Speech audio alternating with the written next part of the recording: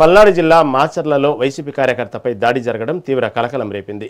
వెన్నుపోటుకు 2 ఏళ్లు నిరసన ముగించుకుని వెళ్లిన పాశం వెంకటరెడ్డిపై కొందరు టీడీపీ నాయకులు దాడి చేశారని ఆరోపణలు వచ్చాయి. గాయపడిన బాధితుడిని మాజీ ఎమ్మెల్యే పిన్నెల్లి రామకృష్ణారెడ్డి పరామర్శించారు. మాచర్లలో రెడ్ బుక్ రాజ్యాంగం నడుస్తుందని మండిపడ్డారు. పార్టీ కార్యక్రమంలో పాల్గొనేందుకే దాడి చేయడం ప్రజాస్వామ్య విరుద్ధమన్నారు. నిందితులపై కఠిన చర్యలు తీసుకోకపోతే పెద్ద ఎత్తున ఆందోళనలు చేపడతామని హెచ్చరించారు. ఈరోజు అనేక తప్పుడు కేసులు పెట్టడం, మీరు ఈ రకంగా టీడీపీ నాయకులు దౌర్జన్యం చేస్తే చూసి ఊరుకుంటారని అడుగుతాం. ఇది చాలా అన్యాయం. నేను ఇప్పటికీ ఎస్పీ గారి దృష్టికి కూడా తీసుకెళ్లాను, డిఎస్పీ గారి దృష్టికి నేను తీసుకెళ్లాను. ఖచ్చితంగా ఎవరైతే దీని కారకులైనారో వాళ్ళ మీద చర్యలు తీసుకోవాలి.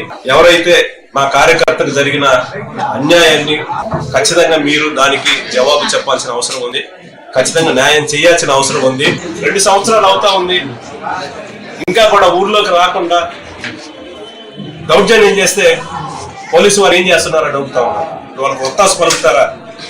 ఖచ్చితంగా ఈ విషయంలో న్యాయం చేయకపోతే ఖచ్చితంగా వైసీపీ శ్రేణులందరూ రోడ్డు మీదకి వస్తారు.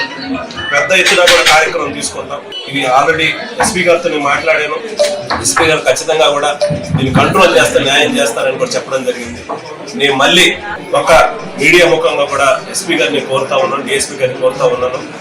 ప్రశాంతంగా ఉన్న విలేజ్ల్లో ఈరోజు టీడీపీ నాయకులు దౌర్జన్యాలు ఎక్కువైనాయి, అక్రమాలు ఎక్కువైనాయి. వాళ్ళ ఇష్టానుసారంగా కూడా వాళ్ళు దోసేసే కార్యక్రమం చేస్తా ఉన్నారు. ఎవరైనా సరే ప్రశ్నిస్తే వాళ్ళని ఈ రకంగా కొడతారా, కాలు చేయ కొడతారా? ఖచ్చితంగా దీనికి మా కార్యకర్తలు జరిగిన అన్యాయాన్ని ఖచ్చితంగా న్యాయం చేయాలని కూడా పోలీసులు